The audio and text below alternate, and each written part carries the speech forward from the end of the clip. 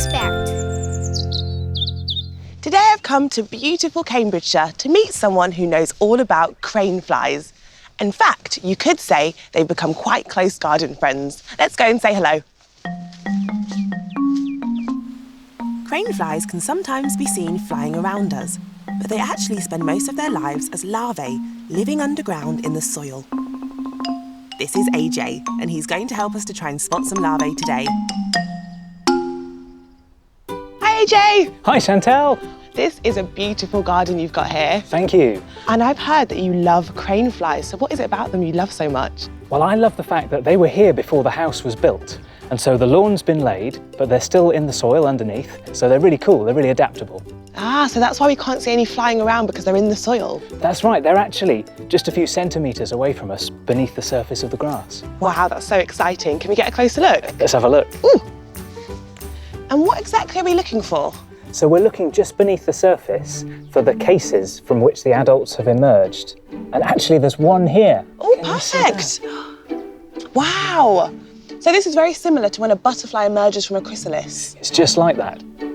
And they don't tend to live very long as adults flying around, is that correct? That's right. The adults live for only about 10 to 15 days. In that time, they have to find a mate. The female lays her eggs, and they lay them in the soil here. And within about 2 weeks, the larvae emerge from these eggs. They live underground for nearly a year, and they develop these hard brown jackets, so they get the nickname leather jackets. And they hatch from there eventually, but in that process while they're underground, they're feeding on the grass roots, and that makes the grass die. Oh, I see. Well, should we pop this back and keep looking? Yes, let's do that. Go. Splendid. So as larvae, crane flies, are they considered pests? Well, they are actually, because they do kill grass and they can damage crops as well. But they do a really important job for the ecosystem because they break down plants and insects and help to introduce air into the soil. And they're an excellent food source for other creatures. Yes, so birds will eat them, spiders, frogs, toads, and even fish. Wow, so they're super important for our planet. Well, we haven't been able to spot any leather jackets around here, but do you think we might be able to see some adult crane flies? Well, Chantelle, you're in luck because I've got a little surprise for you. That is so exciting. I've got some to show you. I've got them just here. Amazing. There's one for you. Wow. So that one is a male. Oh, and how can you tell? If you have a look at the end of its body, can you see it's kind of got a square end to it? Yep.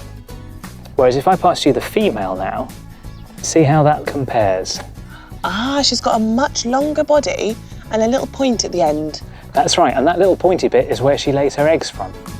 Incredible. Should we release them? Let's set them free. Here we go. Goodbye, leggy friends. That was great. Thank you so much, AJ, for showing us around your wonderful garden and introducing us to crane flies. You're very welcome, Chantelle. Crane flies aren't just grass-eating pests. They also do a super important job for our planet. Check out these superhero teeny tiny creatures. But what makes them so special?